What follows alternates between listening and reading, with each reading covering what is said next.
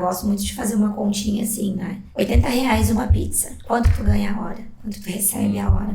Talvez às vezes não é nem R$80 daquela pizza. Então, se tu começar a pensar assim, quantas horas eu tenho que trabalhar para poder comer uma pizza? Não que tu vá parar de comer a pizza, mas tu vai começar a comer com mais consciência. Ou, né, os jovens, gasta-se muito em festa, em coisas que às vezes não é porque tu quer, por uma conveniência. Teu amigo foi, alguém foi, né? E aí tu começa a medir isso em número de horas que tu precisa trabalhar. Tu muda o comportamento. Nossa, essa analogia é perfeita. Aí tu converte o teu dinheiro por tempo, tu tem que trabalhar 3 horas pra aguentar o teu chefe lá te xingando. Isso, exatamente. pra te tomar um trago no fim de semana.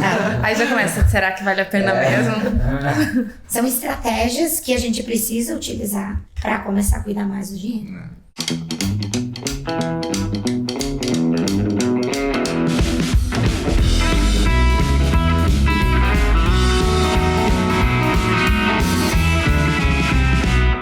Fala, gente, boa noite, bom dia, boa tarde para quem está escutando, seja de dia, madrugada, onde você estiver escutando ou assistindo nós, sejam bem-vindos. Episódio 29 do Infocast. Mais uma vez sobre um assunto que eu e o Matheus curtimos pra caramba, então acho que vai dar um papo bem bacana. Sejam bem-vindos. Deixar mais uma vez frisado aqui no início do episódio que o Infocast é uma produção da Infoco Studio e estamos aqui trazendo mais um conteúdo aí que a gente acha que pode agregar bastante para todo mundo que está escutando ou assistindo. Então sejam bem-vindos, espero que vocês curtam o papo. E vou passar a palavra aí pro meu companheiro Matheus, que está aqui comigo em todos os episódios aí. Obrigado. E para ele conduzir as apresentações aí. Beleza. Para os nossos convidados. Então, sejam bem-vindas. Sejam bem-vindas, gurias. Em breve já vamos apresentá-las. Sejam todos bem-vindos novamente ao nosso querido Infocast, episódio número 29. E mais uma vez estamos com nossos parceiros da Mais Um Café, né? Não podemos esquecer de mencioná-los. Exatamente. Nosso cafezinho de sempre aqui, Mais Um Café, é a maior cafeteria to go do Brasil, com sede não, é uma franquia aqui em Caxias do Sul também, né? Na rua Os 18 do Forte. Em frente a Corações, agora fica mais fácil de nós situá-los, né? Para quem é de Caxias.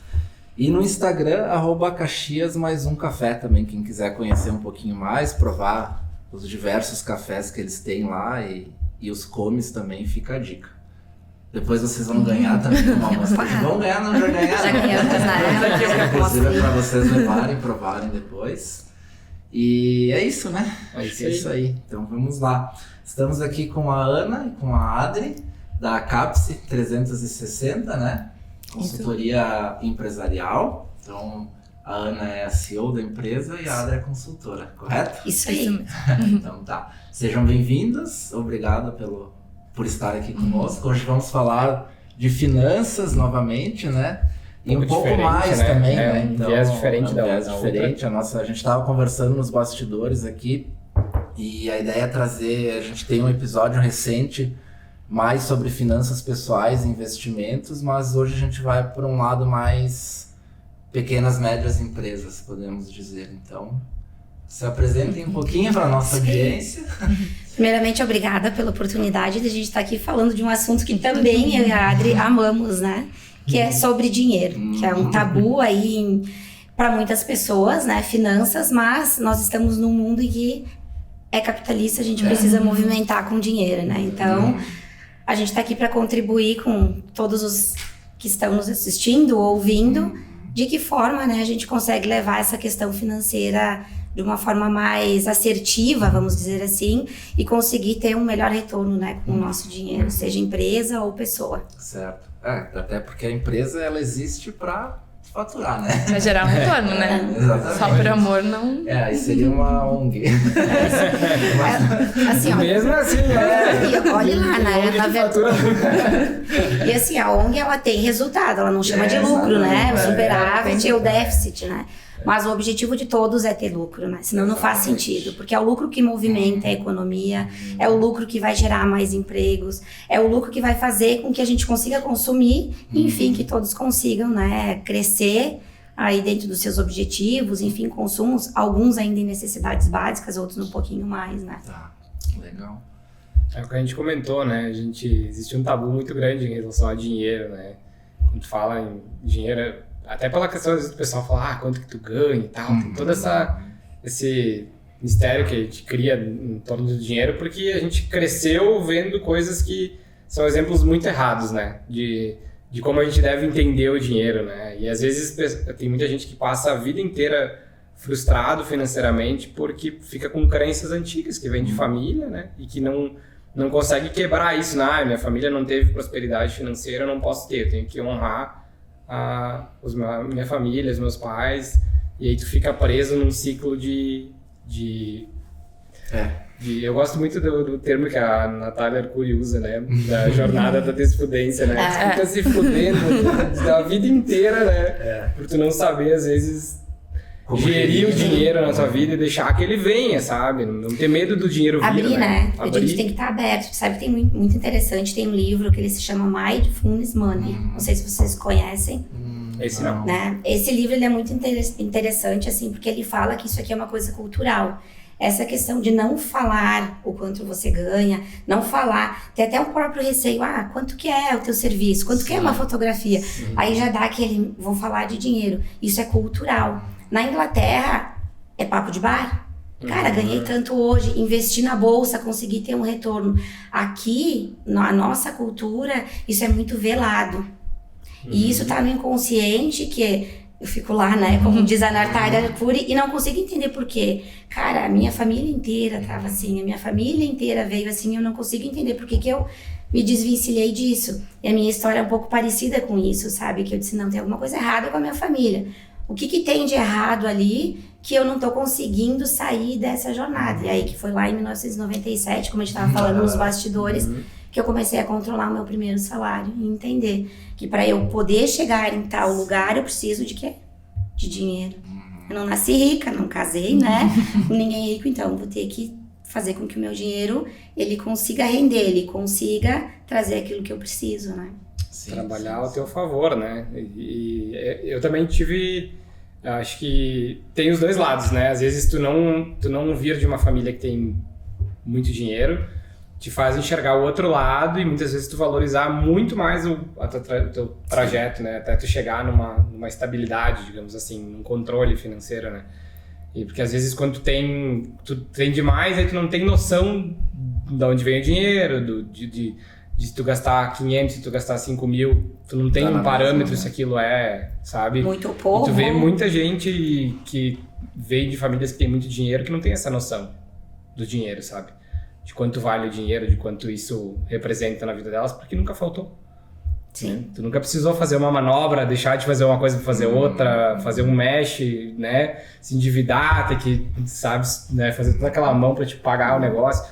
Então acho que tem os dois lados. Eu acho que tu vir de um cenário com menos, se tu se dedica a aprender aquilo e usar aquilo ao favor, né? Acho que tem um bom resultado, né? Ambos, né? Na verdade, tem os dois lados sempre.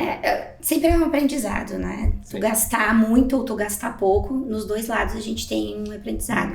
O difícil é a gente encontrar aquela linha do meio, o equilíbrio, né?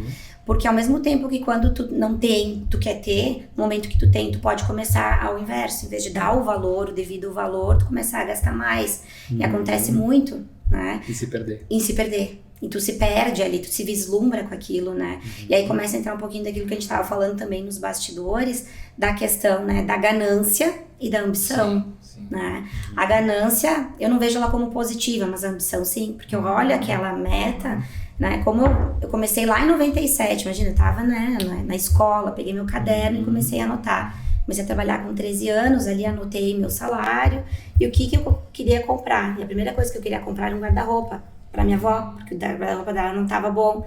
Se eu vou comprar um guarda-roupa para ela, então foi a minha primeira ambição de ter, né, de fazer algo com o meu dinheiro. Então isso me movimentou minha vida inteira, essa ambição, né? Então eu vejo isso como saudável. Mas chegou um determinado momento da minha vida que eu tinha bastante dinheiro e aí eu comecei a gastar mais. E aí eu comecei a colocar fora muito dinheiro. Tu eleva o teu padrão de consumo. Eu elevei muito meu padrão de consumo. E aí o que eu fiz? Eu disse, agora eu quero dar um passo atrás. Por quê? Porque eu quero ter uma filha, eu quero parar de trabalhar. Eu quis ficar 2 anos sem trabalhar. E aí eu sofri ali para conseguir me enquadrar de novo e dizer, não, Ana, tu não precisa de tanto. Ou até preciso, mas naquele momento eu não queria tanto. Então esse caminho do meio financeiro, ele é bem desafiador. Bem desafiador. Ainda mais quando envolve empresa, negócio, né? Porque aí quando tu tem o teu... No Brasil, acho que tem milhões de empresas, né? Que estavam falando dos dados do MEI, né? Tipo, pessoa que é a sua empresa, né? Na hora que tu tem que separar isso e que tu tá gastando, na verdade, um dinheiro que não é teu. O dinheiro é da empresa, não é teu, né? E aí aí a bagunça vai longe, né? Aí começa a ficar mais embaixo, né? Eu acho que um bom parâmetro que a gente tem foi a pandemia, né? O empresário que não tinha dinheiro guardado, que não tinha uma aplicação, não tinha um controle, uma reserva, dançou, né? Ou se endividou. Se endividou e tá correndo atrás agora. Né? Mas acho que muito foi por aí. De quem tava... eu lembro por conversar com amigos, assim, que tinham um negócio, e aí de perguntar, assim, abertamente, dizer, cara, qual que é a divisão que tu faz do dinheiro que entra? Né, exemplo, a gente ganha 20 mil por mês, a gente pega 10 mil, paga as contas, os outros 10 a gente divide 5 cada um. Cara, tá errado, né? Tá totalmente errado. Eu disse, o caixa, tá onde? Não, mas pra que caixa? Cara, você tem uma reserva, cara. Caixa da empresa, se tu precisar de dinheiro, tu tira da onde? Tira do teu particular daí. E aí tu vê que às vezes são pessoas que são inteligentes, têm uma certa visão e tal, mas não... Às vezes vai pelo mais fácil, vai pela emoção, vê que tá entrando dinheiro, divide meio cada um, tá tudo certo. E depois se acontecer alguma coisa, a gente vê o que a gente faz. Vai no modo... E aí é que o bicho pega, né? Na hora que aperta... O modus operandi, né? É o modus operandi, né, Adri? Que ele sai, a pessoa sai fazendo... Na verdade, como ela viu alguém fazer. A gente sempre se espelha em alguém, né? Cultural, né? A gente segue um padrão que a gente já viu acontecer. Normalmente os empresários seguem um padrão que eles viram anteriormente. Meu pai era empresário e fazia dessa forma. Na empresa que eu trabalhava antes era dessa forma, então eu vou abrir meu negócio e vou fazer da mesma forma. Funciona, vou fazer assim, né? E essa questão cultural, ela é uma barreira difícil de nós quebrarmos, por quê? Porque hoje a gente não tem uma estrutura de educação financeira, a gente não tem uma estrutura de empreendedorismo, né? Então, quando a gente começa a empreender, quando a gente entra, normalmente pelo MEI, né, que é a porta hoje que tem assim mais fácil acesso, a gente vai buscar algumas referências, como o Sebrae, enfim, algumas instituições, mas a maioria dos empresários não. Até a Adri trouxe aqueles dados do MEI, né? Hoje, quantos milhões? São 13 milhões de empresas são MEIs no Brasil. Ao total, são 19 milhões de empresas abertas e ativas. 70% são MEI. É um volume gigantesco, né? Empresas, é muito grande. E a maioria dos MEIs, eles não têm essa cultura. Por quê? Porque são pessoas que muitas vezes não sonharam em empreender, não fizeram um planejamento de negócio para empreender. Eles precisaram empreender. Né? A pandemia, como bem tu disseste, foi um divisor de águas, né? Porque quem estava bem estruturado conseguiu se manter na pandemia. Quem não estava bem estruturado ou fechou, está pagando a conta até hoje. Então, isso tudo parte, na minha visão, né, sobre uma questão de cultura e de educação. A gente não tem, na nossa escola, na faculdade, gente, eu fiz contábeis. E em contabilidade, a gente não estuda fluxo de caixa. A gente estuda demonstrativo de fluxo de caixa aplicado à contabilidade. Então não tem assim nada obrigatório em que a gente estude, entenda como que funciona uma empresa, que a gente não pega tudo que sobrou da empresa e divide, né? E que ao mesmo tempo também a gente não vive de sobra. A gente precisa ter um valor destinado, né? Então o que seria o mundo ideal, né? O básico, fazer o básico bem feito, ter os seus controles, separar um valor que seja o teu salário, sempre lembrando que esse salário ele tem que contemplar que tu vai precisar tirar umas férias, que tu precisa ter uma remuneração um pouquinho a mais, que seja um 10º, vamos dizer assim, um 13º ou um FGTS, né? Você precisa ter aquele valor mínimo, só que para tu saber qual é o teu valor mínimo, tu tem que voltar para tua pessoa e saber quanto que a minha pessoa precisa, minha pessoa física, para eu conseguir tirar da minha pessoa jurídica. Então é esse básico, é essa estrutura que a gente não tem. E desde 2020 tem educação financeira nas escolas, né? Quando iniciou ali, na pandemia já tinha um projeto de ter educação financeira na escola. Só que a gente sabe que isso vai, né, um longo tempo, né? E até tu comentou disso, é legal, porque esses dias a gente fez esse exercício.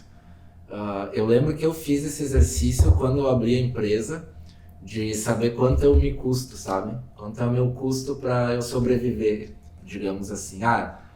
Por 3 meses ou 6 meses, se eu ganhar R$0, quanto eu preciso para sobreviver? E é surpreendente fazer. Assustou de quantos anos? 4, 5? 5 anos pra cá, tipo, meio que dobrou meu custo de vida, assim. Claro, entrou uma filha na jogada também. Aí, né? Vou dizer que o custo ele aumenta significativamente, né? Mas é bem interessante, porque no momento que tu abre uma empresa, falando do nosso cenário, né? Hoje a gente precisa do nosso carro para trabalhar, então ir voltar, ir para evento, ir para cliente, coisa antes a gente não utilizava, né? Então tem isso, tem teu custo de deslocamento, tem teu custo de alimentação, que no momento que tu abre a tua empresa, tu não vai mais ter o teu vale lá, né? E tu fazer esse exercício, ele é muito agregador, assim, pra te entender o que tu precisa. Eu acho que realmente é pouca gente que faz isso, né?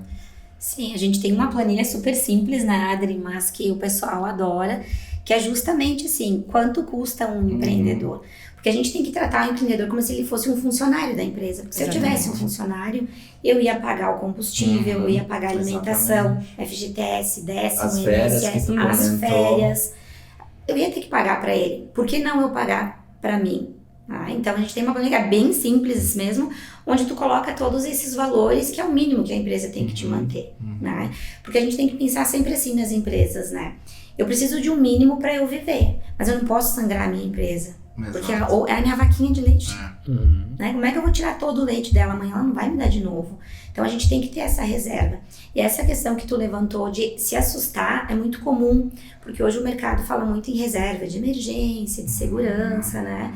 Que quem estava ali na pandemia conseguiu se manter, né? Quem sobreviveu à pandemia por conta da reserva de emergência ou de segurança, né? E isso assusta bastante. Mas, ao mesmo tempo, a gente tem a visão muito imediatista, né, Adri, de que a gente precisa construir isso em 1 ano. Não, tu tem uma vida inteira para construir. Então, tu tem que fazer um planejamento, uma estruturação. Mas tudo parte ali do básico, né? Da gente conseguir se estruturar. Sim. Que a maioria não tem, né? Tipo, Não. a cuja da reserva. A maioria das pessoas não tem. Porque, na verdade, as pessoas, eu tenho a minha reserva, mas no qualquer coisa que acontece, ela já mexe na reserva, né? Porque a gente pensa, mas vai entrar de novo o dinheiro. Então, as pessoas, elas acabam muitas vezes, como diz a Ana, sangrando ali a empresa ou as suas reservas, porque fica naquele, não, mas vai entrar de novo e acaba não se preparando, né? E a maioria das pessoas gasta mais do que ganha, né? Com certeza. E sabe Cartão por de quê? crédito é um grande vilão disso, né? Que daí as pessoas acabam somando o seu salário e mais o limite do cartão, né? É que tu acha que teu limite é uma renda. E isso é O muito... banco me deu 5 mil aqui. Se ele me deu é porque eu consigo pagar. E aí tu dilui aquilo ali em intermináveis parcelas, né? Na verdade é um carnezinho digital, né? E tem algumas questões, assim, eu como coaching financeiro acabei atuando na pandemia muito em finanças pessoais, por conta de que eu precisei parar de trabalhar para ficar com a minha filha, né, também, que é a nossa filha mais ou menos da mesma idade, né, eu precisei parar de trabalhar e disse, cara, o que eu vou fazer agora, né, eu não tinha uma reserva que me suportasse quanto tempo, não tinha nem noção do quanto tempo iria, né, me suportar. Fora que eu já tinha vindo de um período que eu tinha ficado sem trabalhar, justamente consumindo da minha reserva, porque o meu sonho era ser mãe e parar de trabalhar. Não queria ser uma mãe que trabalhasse, cuidasse da filha, né? E ali eu comecei a estudar muito a questão finanças pessoais, né? Porque eu pensei assim, eu sempre consegui me organizar e ter as minhas coisas, né? Por que as pessoas não conseguem? Então eu fui mais para um lado psicológico, comportamental, né?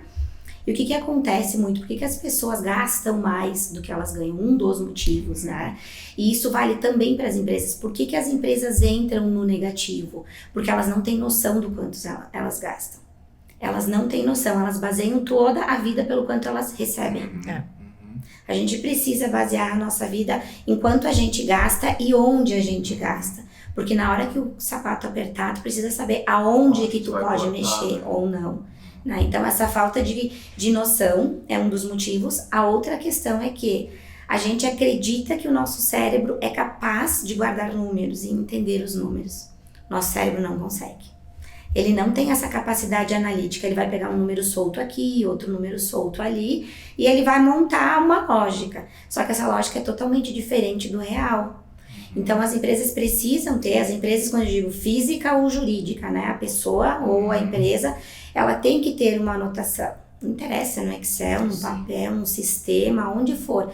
Ela precisa ter esses números claros. Porque a partir de que a pessoa começa a entender qual é a dinâmica dos números, porque os números, eles são incríveis, né? Eu sou apaixonada por números, eles não mentem. Eu olho para eles, eu já vejo, aqui tem um desvio, por que aconteceu esse desvio? A partir de uns 6 meses que tu começar a ter contato com os teus números, tu vai entender o teu padrão. E aí o teu cérebro vai começar a pensar corretamente, com coerência, sobre como está a tua situação financeira, né? Então esse é um dos motivos que eu entendo porque as pessoas gastam mais do que ganham, né? E a outra, como nós já falamos, a questão cultural mesmo, né? Cara, a gente vem de uma pobreza às vezes, né? Tu não tinha nada. Aí quando tu ganha um pouquinho a mais, não, agora eu vou querer ter um apartamento melhor, um carro melhor. E tudo isso te custa mais, né? Que aí vem a questão da nossa falta de educação em empreendedorismo, né? O nosso sistema educacional, ele tá montado para que a gente estude, entre numa faculdade, contribua pro INSS, né? Tenha um emprego, case, acabou. A vida é essa, né? O empreendedorismo, quem hoje empreende, ele tá fora dessa curva, né? Então, é outro modelo, é outro entendimento, né? Porque a partir do momento que tu tá numa empresa, de certa forma, tu procura uma estabilidade. Alguém vai ser responsável por te dar. Se eu sair, eu tenho um INSS, eu tenho um seguro-desemprego. E no empreendedorismo a gente não tem isso. Então, a nossa educação não nos ajuda a gente ter essa cultura, essa organização financeira. Isso vai refletir no pessoal e no empresarial. Eu tenho uma frase que eu uso muito que é: a empresa é o reflexo do dono. Vai lá na sala do dono, entende como é que tá a sala dele, aquela bagunça de papel, aquela confusão. A empresa vai ser igual. É nítido. Não tem como fugir muito disso, né? Eu trabalhei muito tempo em iniciativa privada, assim, tu olha, e às vezes tu entende com o passar do tempo por que algumas coisas não funcionam, e por mais que as pessoas, a gestão tenha um pouco de autonomia, chega num ponto que dali não passa. Por quê? Porque barra tudo no dono. Sim. E o dono não, porque não é assim, eu sempre fiz assim e sempre funcionou, né? Ou, aí, por isso que a gente, na TI, isso era muito claro, né? Que se a área de TI não tivesse alinhada com a direção da empresa, cara, nada ia funcionar direito. Porque né? E aí, quero ter controle disso, disso, aquilo. Cara, se tu estabelecer um controle e aí o diretor chega lá e não, pra esse fulano pode liberar. Não, pra esse aqui pode liberar. Cara, aí já... Daí não tem controle. Não tem, daí não adianta ter uma política se tem 15 exceções, né? Então, ou se tu faz de uma forma, daí vai lá o dono e diz, não, mas não pode, tem que ser assim. Aí faz de outra, aí já foge, então... Aí não tem como as coisas funcionarem dessa forma, né? E acho que na parte financeira isso é mais ainda, né? Porque às vezes tu tem Eu lembro quando algumas empresas que eu trabalhei, quando eu abria crédito do BNDES, coisa pra gastar, tipo, tem 20 mil pra gastar.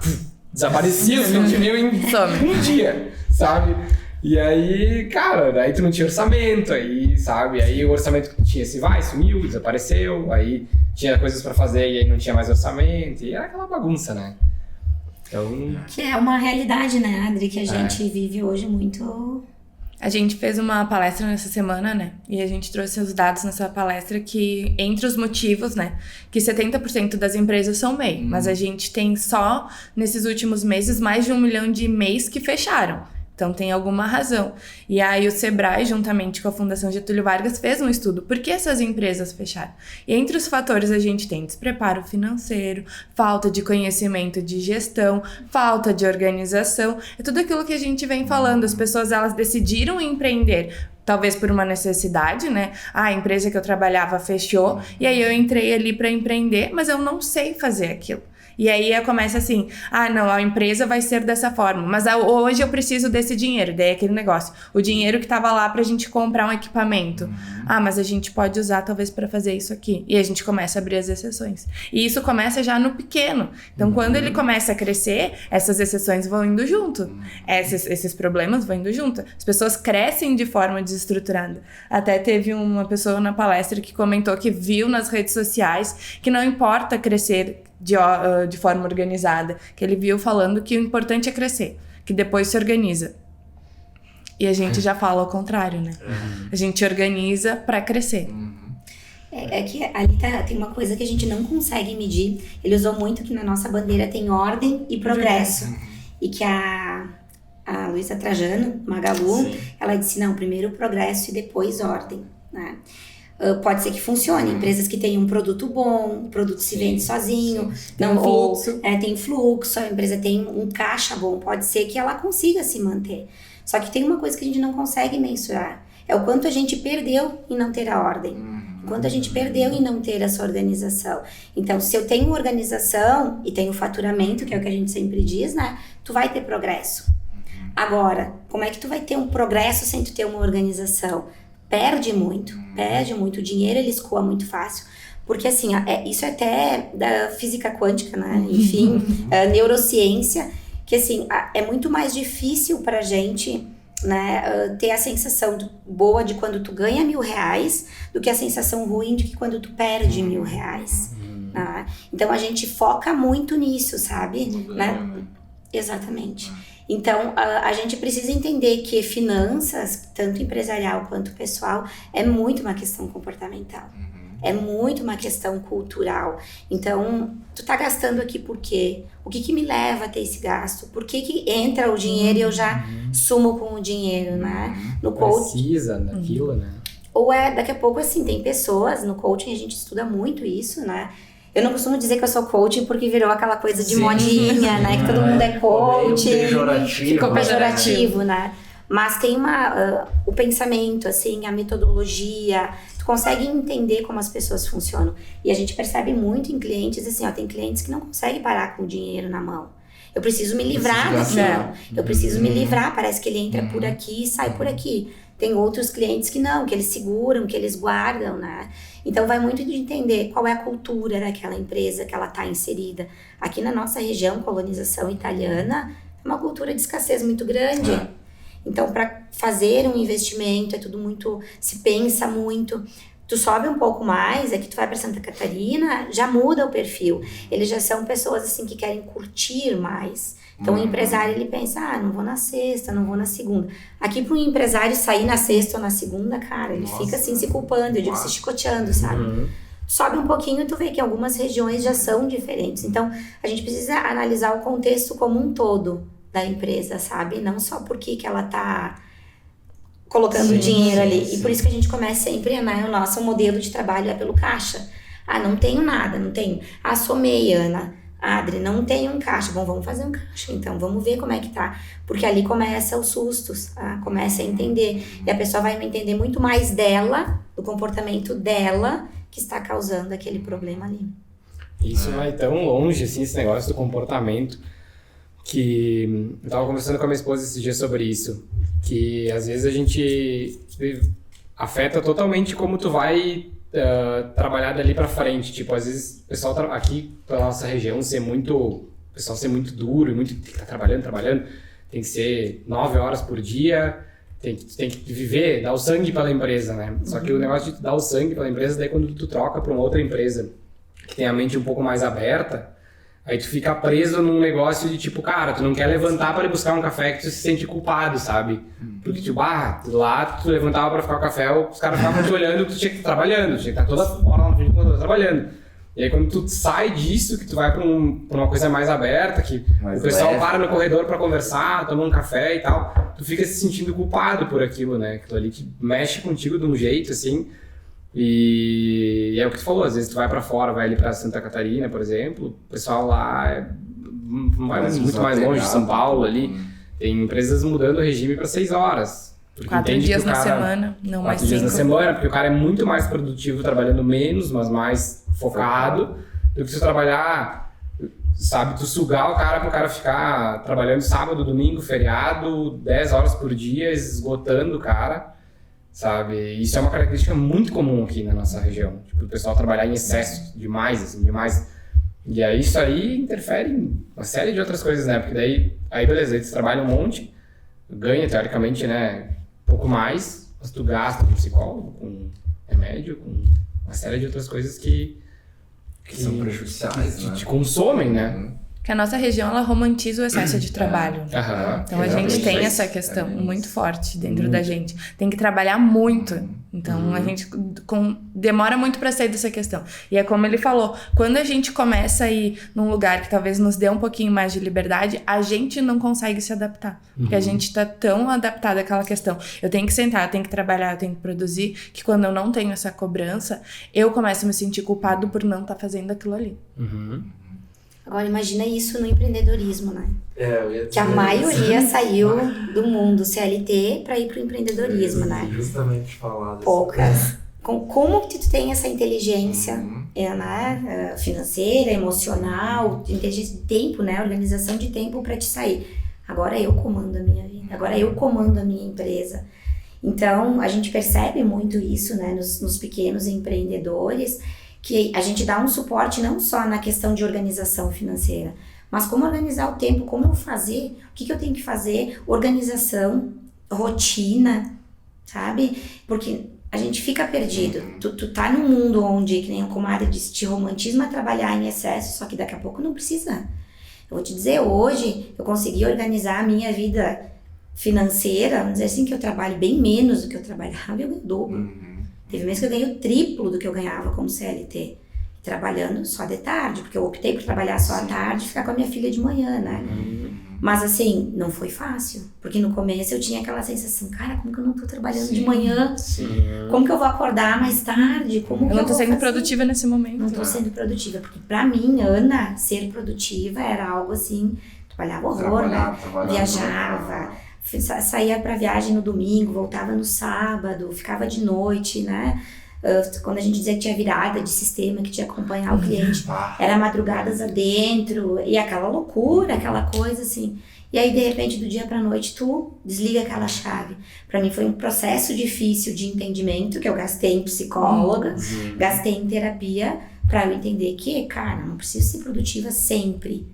Né? Eu preciso fazer bem aquilo nas minhas 4 horas, nas minhas 6 horas e começar a ter retorno, né? Mudar essa visão, mudar isso, muda o comportamento, mas a vida financeira muda completamente, né? Isso, desculpa. Não. É uma coisa que a gente já conversou aqui algumas outras vezes também, e é uma quebra de paradigma, né? Porque hoje eu não me imagino mais dentro de uma empresa 8, 9 horas, tendo coisa pra fazer ou não tendo, tu tá lá, sabe, preso. E eu, da mesma forma, assim, tenho aprendido cada vez mais a importância, eu gosto muito da frase de afiar o machado, sabe? E hoje eu consigo me dar o luxo também de todas as manhãs eu tiro até 9, 10 horas pra mim, sabe? Vou ler um livro, vou fazer uma meditação, vou afiar o meu machado, sabe? Porque eu sei que isso vai me permitir ser melhor quando eu estiver em ação de fato, né? Do que estar dentro de uma empresa trancado, olhando para a tela e pensando, sei lá, nas férias do ano que vem, né? E eu acho que o que acontece muito é, tipo, aqui na nossa região principalmente, o cara sair de um exemplo fictício, uma Marco Polo, uma Randon da vida, que o cara trabalhou 10 anos lá, sabe como funciona todo o processo, sabe o gap que tem no mercado daquilo que ele faz, e ele sai e monta a empresa dele, né? Só que ele saiu dali, ele montou a empresa dele, só que ele é 100% operacional. Ele não tem noção nenhuma de como é gerir o negócio dele, de como é ele cuidar das contas, do que entra, do que sai, de quanto ele precisa de trabalho, Então ele sabe fazer a parte operacional, mas ele não sabe fazer a parte do negócio. E acho que é aí que pega muitos empresários hoje, né? Que o pessoal sai, monta e o negócio não vai porque o cara é muito operacional. A gente veja pela gente, sabe? Fazer a operação. Tipo, a gente enfrenta até hoje coisas desse tipo da parte estratégica, sabe? Não porque a gente não consiga pensar às vezes, mas porque às vezes a gente não consegue enxergar de fora, sabe? O que tá acontecendo no negócio. E tu precisa sentar, tu precisa dedicar tempo para aquilo. E às vezes tu tá preso no operacional, né? Tá preso porque alguém tem que fazer o operacional, e aquele alguém é tu. No começo, porque tu não tem como contratar funcionário, às vezes tu não tem como... Tu tem que fazer tudo. E aí, tu fazer tudo, tu não faz nada direito, ou tu não faz a parte estratégica, que é o importante para tua empresa crescer, né? Se tu não tiver a estratégia certa, tua empresa não vai crescer. Tu vai ficar porque tu não vai ter... Tu vai crescer desorganizado, né? Exatamente. E aí, às vezes, depois tu vai gastar muito mais para organizar. O dobro, né? O dobro do que se tu organizar antes de crescer, né? Eu penso muito isso, sabe? Tanto que eu e o Matheus, a gente sempre... talvez freou muitas coisas por não querer crescer na bagunça, sabe? Que depois ia ser muito mais custoso pra gente organizar isso como funcionar. Então acho que tem que ter um equilíbrio, sabe? Acho que esse que é o ponto difícil, né? Tu achar o equilíbrio entre tu estar organizado, mas liberar pra te crescer e absorver aquela demanda, do que às vezes tu frear também o negócio por medo de crescer, né? Acho que a pior coisa é ter medo de crescer, né? Que daí tu vai... Daí tu não... Aí tu vai ficar preso naquele mundinho e não vai deixar abrir, né? É que vamos lá, a gente falando de MEI ou pequenas, microempresas, tu não tem como crescer 100% organizado, tu nunca vai estar pronto o suficiente, né? O que eu percebo assim no mercado, né? A maioria dos empreendedores, empresários, eles começaram a empreender porque eles eram bons em alguma coisa. Exatamente. Tecnicamente, né? Então, vocês em fotografia, o outro lá em manutenção de máquinas, o outro em usinagem, enfim. Eu sou muito bom nisso. Então, eu vou começar. E aí, o que acontece? Ele tem aqueles primeiros contatos, que a gente chama uma demanda represada no mercado, ele vai lá, ele conseguiu se manter, atendeu e ele conseguiu. Só que para te poder escalar, tu vai ter que ter uma estruturação do teu negócio. Tu vai ter que pensar numa estratégia para onde tu quer ir. Vocês pensam em crescer, mas tem muita gente que não pensa em crescer. Não, eu quero ficar aqui como eu tô. Eu quero manter a minha empresa, eu não quero ter mais funcionários, porque se eu tiver mais funcionários é mais burocracia. Né? Tá tudo certo, não tem certo ou errado.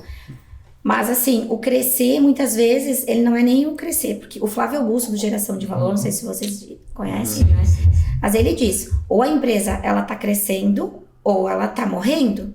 Não tem um meio termo, não tem como tu estar estagnado. Ou tu cresce, ou tu morre. E para ti não morrer, tu tem que estar em constante movimento dentro da tua empresa. E aí os empreendedores que começaram tecnicamente, eles não conseguem ver isso. Porque eles não têm referência, eles não têm aonde se basear. Como é que eu vou saber o que eu tenho que fazer? Se eu faço um planejamento estratégico, chega muito cliente até nós pedindo planejamento estratégico. Né? Podemos fazer? Claro que podemos, tá? Então traz os números para a gente poder planejar o futuro. Não tem a base, não tem a organização. Sim. Precisa ter esse mínimo para que eles consigam se organizar, crescer e dar o próximo passo. Mas eu não quero crescer. De toda forma, tu precisa se organizar. Então, para não morrer. Para manter. Pra manter. Mas é que realmente é um caminho que ou tu vai ou tu não tem outra alternativa, né? Se tu for pensar pra analisar, assim. É difícil tu se manter estagnado no mercado. Em algum momento vai vir um concorrente e te passa por cima. Não... Vem um concorrente, vem uma mudança de legislação, vem N motivos, N fatores, a pandemia, né? E ela vai te tirar dessa zona de conforto, então tu vai ter que fazer um movimento, né? Mas, ao mesmo tempo, assim, o que eu costumo dizer, eu não gosto de criticar as empresas porque são desorganizadas, né? A gente diz muito que tem 3 estágios de cada empresa, né? Toda empresa vai passar por 3 estágios. E tem exceções, toda regra tem exceção, né? Mas, no geral, a empresa ela vai começar totalmente desorganizada. Vai misturar as contas dos sócios, vai comprar no cartão pessoal, coisas da empresa, enfim. Vai ter essa desorganização, essa bagunça. Não vamos criminar, né? Sim. Todas as empresas. Ok, o que é importante? Passar para um segundo estágio, que é a consciência. Eu preciso começar a separar, eu preciso começar a me organizar, né? Então aqui a gente está falando de finanças, mas vamos pensar na empresa como um todo, né? Muitas vezes começa na garagem de casa, lá no porãozinho. Não tá legal daqui a pouco receber clientes ali, minha estrutura tá pequena, tô correndo riscos até com os meus funcionários. Então eu preciso começar a ter consciência de que preciso me organizar. Então, já é o segundo passo. O terceiro passo é efetivamente quando tu começa a separar. Vai acontecer algumas vezes de misturar? Vai. Mas aí tem a parte fiscal, que daí é da área da Adri, né? Que a gente tem como, ok, fiz isso, mas agora eu conserto. Sim, os pequenos deslizes. Aquilo que a gente consegue consertar Sim. tranquilo. Porque a gente sabe que quando o empreendedor ele começa, a gente brinca que ele vem do salário, né? Então ele tá acostumado a ter aquele valor. Então na cabeça dele, ele ainda precisa daquele valor. Então ele começa a trabalhar, começa a produzir e ele pega aquele valor pra ele. Então, quando a gente fala, esse é o primeiro estágio. Bom, a gente passou desse estágio, então a gente vai começar a separar. Mas eu precisei, a gente consegue ainda, né, reverter a situação. O que não pode é precisar sempre. É a máxima, né? Pegou, devolve. Exatamente. Pegou, devolve, Sim. né? O primeiro passo que eu acho do empreendedor tem que saber o teu custo pessoal. Tu precisa saber quanto tu custa, né, na tua vida. E se eu precisar reduzir, o que eu posso reduzir? A gente precisa saber, porque tem coisas que não tem como reduzir. Sim. Gasto com filho não tem como reduzir. Alimentação cada vez sobe mais. Então tem coisas que não tem como reduzir.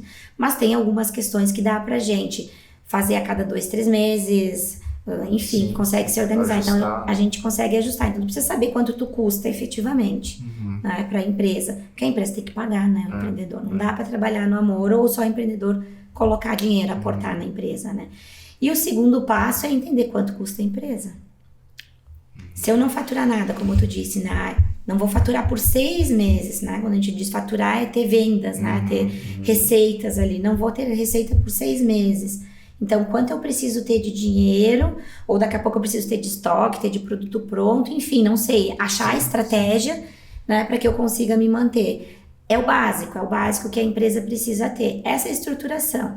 Tá, mas aí de vez em quando eu pego um pouco de dinheiro da empresa. Daqui a pouco eu coloco um dinheiro meu na empresa. Existem previsões para essas exceções. O que não tem previsão isso ser a regra, né? Exatamente. E a gente tem que ter isso muito bem definido e escrito, né? Escriturado. Na minha área é tudo escriturado. Então isso tem que estar escriturado de alguma forma. Os dados, eles têm que existir. Mesmo que eu peguei esse dinheiro e eu coloquei, tem que estar visível. Não precisa que você mostre para todo mundo, mas você tem que saber aonde tá. Porque se não tem dados, como é que a gente analisa? Como é que a gente vai saber? Porque, bom, a minha empresa tá faturando todos os meses. Eu tô achando que ela tá tendo um lucro absurdo. Só que daí, quando eu começo a botar lá os dados na ponta do lápis, eu descubro que talvez eu esteja com prejuízo. Porque eu tô tirando o dinheiro. Eu não tô conseguindo reinvestir, eu não tô conseguindo expandir mercado. Então, será que realmente eu tô tendo lucro? Sim. E acho que é uma... Comprar dinheiro é uma coisa, ter lucro é outra, né? Eu acho que, não sei se é a grande maioria, mas acho que uma boa porcentagem olha só isso, né? Olha só o faturamento, né? Tá entrando dinheiro. Mas e o custo para produzir ou para entregar esse serviço? Quanto é? A gente precisa entender, eu digo, nosso custo pessoal e nosso custo da empresa. Essa semana a gente estava num cliente, semana passada, enfim, que ela disse, quanto mais eu vendo, mais prejuízo eu tenho. A gente conseguiu entender que nenhum produto ela estava pagando para vender. Então, quanto mais ela vendia daquele produto, mais prejuízo ela estava tendo. Então, o faturamento tá bom. Eu vou olhar o número ali, o faturamento tá ótimo. Mas a última linha lá, né, que é a última linha que a gente diz. Então, tem tudo que eu vendi, menos e recebi, porque também vender e não receber, né? Tudo que eu recebi, tudo que eu gastei, que eu efetivamente paguei e sobrou lá no fim, esse é o primeiro indicador. Tanto na nossa vida pessoal, quanto na nossa vida empresarial. Como é que tá aquela última linha lá? Tá, ok, tá faltando, mas de onde que tá vindo? De algum lugar vem esse dinheiro. Aí começa a questão da gente avaliar vida pessoal e empresarial. Aonde que eu tô buscando isso que falta? É de um cheque especial, é de um limite de cartão, aí eu tô pagando mais ainda, né? Então o meu custo de vida, ele acaba se tornando mais alto ainda, porque eu tenho que considerar o juro que eu tenho ali, pro dinheiro que está me faltando. Então são essas coisas que parecem pequenas, que muitas vezes você diz, vou pagar R$60 do cheque especial. Às vezes o cliente me diz, não, eu vou pegar aqui, R$60. Coloca isso numa linha de tempo pra ver quanto custa, né? Isso na nossa região, que eu vejo que, tipo, às vezes... eu atendo o fulano lá, e aí eu atendo o fulano desde o começo, e para ele eu fazia tal preço. O produto custa R$10, eu fazia o produto a R$9 para ele. Tu não tá tendo prejuízo naquele produto. Mas desde o começo tu fez para ele, porque foi o cliente que te né? Foi o cliente que me ajudou a começar a empresa e tal. E aí, cara, terra de gringo, né? Aí quando tu vai subir o valor dele, ele, não, porque tu me fazia a 9, por isso que aí tu acaba fechando a 10, aí tu empata o cliente. E aí, que a gente falou, daqui a pouco tu tem 2, 3 produtos da tua empresa, tu tá tendo prejuízo porque tu não quer largar aquele cliente, porque ele não vai querer te pagar mais do que o teu custo, né? E aí, às vezes, tu fica preso naquele ciclo, aí um cliente tá te derrubando, né? E às vezes, acho que é isso que é difícil, às vezes, entender, para todo empresário, eu acho, né? Que em algum momento ele vai ter que deixar alguns clientes para trás e se reposicionar para um cliente novo. Um cliente que esteja disposto a pagar talvez um valor maior pelo produto dele, pela qualidade, por tudo isso, né? E a gente passa por isso também, porque às vezes, acho que todo mundo passa, na verdade, por isso, né? De que tu tem que deixar alguns clientes para trás, infelizmente. Tu não vai conseguir atender todo mundo, né? Principalmente quando há muita diferença de valor de uma coisa para outra. Então, acho que tu achar também qual que é o teu público certo, né? E tu conseguir se posicionar dentro daquele teu público para te, às vezes, talvez conseguir deixar esses clientes que estão te gerando prejuízo para trás, né? É outro desafio. E acho que para vocês deve ser muito complicado isso. Tipo, tu chega, beleza, a gente achou o teu furo tá aqui, ó. É esse cara aqui. E eu, não, mas esse cara aqui, tu vê, porque, né? É amigo do ciclano, do fulano, e aí tu, né? Quando não é familiar, né? Exatamente. Quando não é familiar. Não, mas tá vendo da minha família, não posso. Porque as pessoas ainda vêm também no volume, não. Mas olha quanto que ele compra, tá? Mas ele que tá comprando, ele tá te dando prejuízo. Então tem essa questão do volume também. As pessoas ainda vêm. Mas eu vou produzir muito mais se eu continuar vendendo pra ele. Produzindo no prejuízo. Eu poderia produzir muito menos e vender pro cliente certo, pelo preço maior e ter um lucro maior. Concordo plenamente com o que vocês trouxeram aqui, porque é uma realidade que a gente vive. O demitir o cliente, a gente precisa fazer essa demissão, ela é difícil. E aumentar o preço com o cliente também é bem difícil, né? Porque primeiro, assim, é de uma questão comportamental nossa, que quando a gente tem que falar de valores, a gente já dá aquela desajeitada, né? Vamos lá, vamos falar de valores, né? Sim. Então a gente tem essa questão cultural nossa, então é desconfortável chegar e falar sobre preço. Mas o que acontece, assim, nas empresas, que a Adri trouxe muito bem a questão familiar, aqui na nossa região, é muito. E as empresas, assim, num contexto, tem um Data Sebrae, né, que trouxe dados em que a maior parte das empresas são familiares, iniciam um familiar, né, normalmente marido e mulher, ou pais e filhos, né.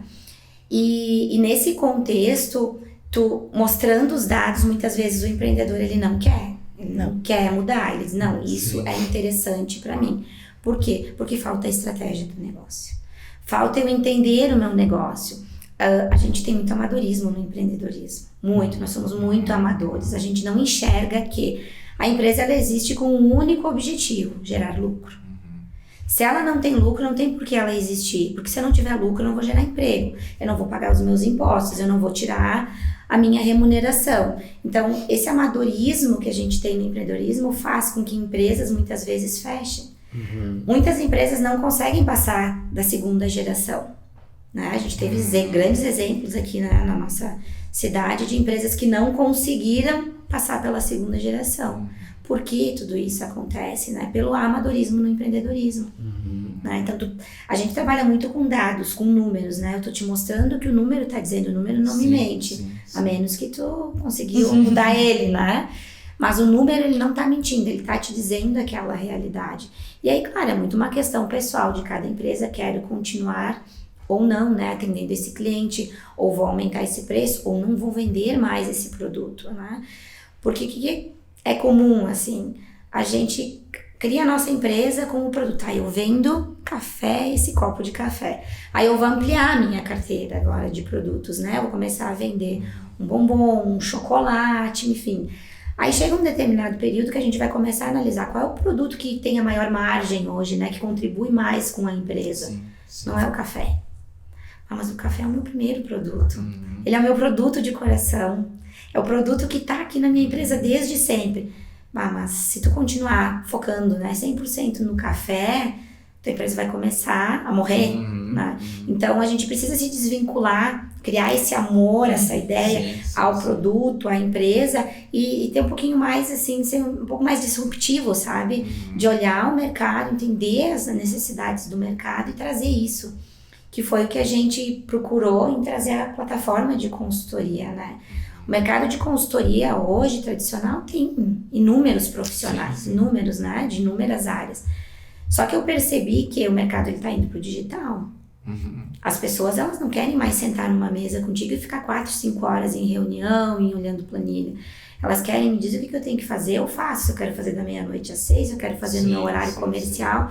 Então, com a leitura desse mercado, foi que a gente decidiu ir, né, eu e a Adri, para a consultoria digital.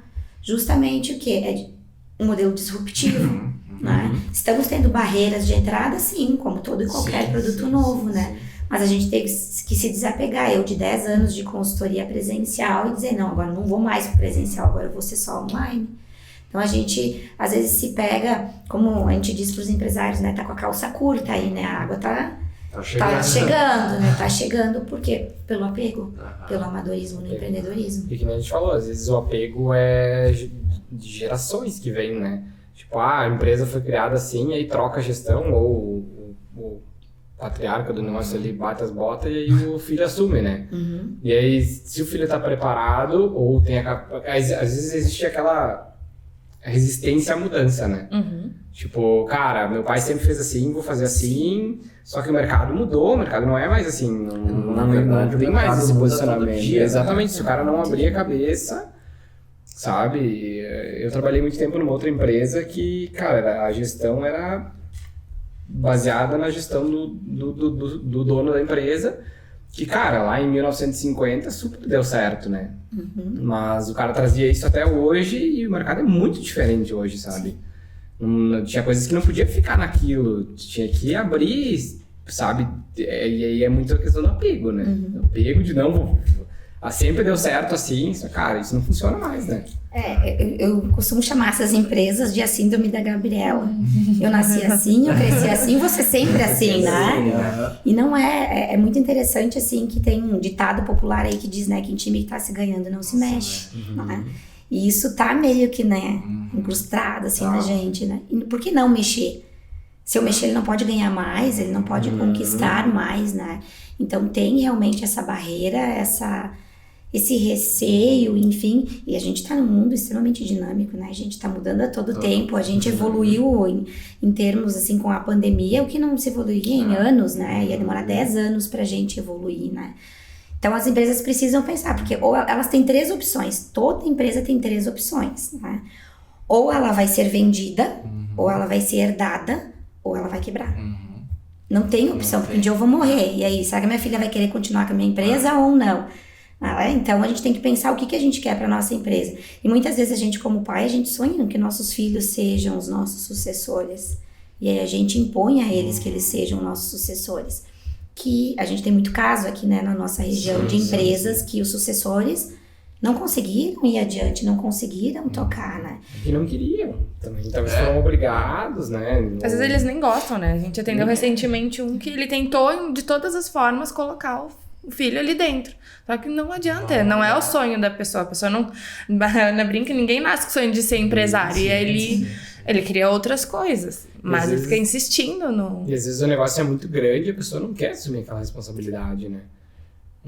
Tem exemplos clássicos aqui na região disso, né? De que o dono da empresa procurou o sucessor na família e não tinha. E aí faz Até porque às vezes a empresa ela sustenta a família inteira, né? A gente tem muitos casos que a empresa ela não sustenta só uma parte, ela sustenta toda a família. E aí tu vai pegar a responsabilidade que tu vai ter que sustentar toda a família. E se tu quiser mudar qualquer coisa e não der certo, a responsabilidade vai ser tua. O famoso cabide, né? É isso aí. É a pessoa da família embaixo ali, né? E respondendo a pergunta do Matheus, né? Faz o quê? O que eu penso, assim, das empresas, né? Fazer o quê? Porque a gente acaba atendendo aqui indústrias bastante aqui em Caxias, né? E são já os empresários mais maduros, vamos dizer assim, né? Eles dizem, meu filho não quer assumir a empresa. Não tem jeito. Cara, vamos estruturar ela para ela estar no auge e vender.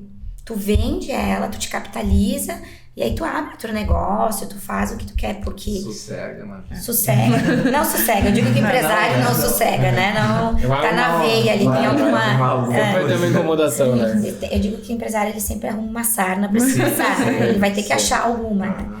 O ideal é isso, né? Tu te estrutura, tu faz com que o teu negócio seja percebido pelo mercado, como que ele tenha valor, e tu vende. O melhor momento de tu vender é quando ele tá na alta.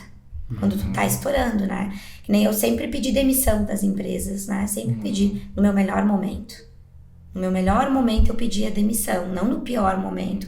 Todas as empresas que eu saí, eu tenho um bom relacionamento. Se eu precisar voltar, que não é a minha intenção, né? Eu tenho condições de voltar. Eu digo a mesma coisa para as empresas. Vende. Se teu filho não assumir, vende. Muitas vezes a Adri atendeu um cliente que foi tentando colocar o filho, coloca aqui, coloca no fiscal, que ele sempre diz, qualquer um lança Qualquer um nota, faz o fiscal. Não é qualquer um faz o fiscal. Por isso que dá tanto problema, né? Coloca no estoque, coloca no financeiro. Tentamos, a gente tenta, a gente treina, né?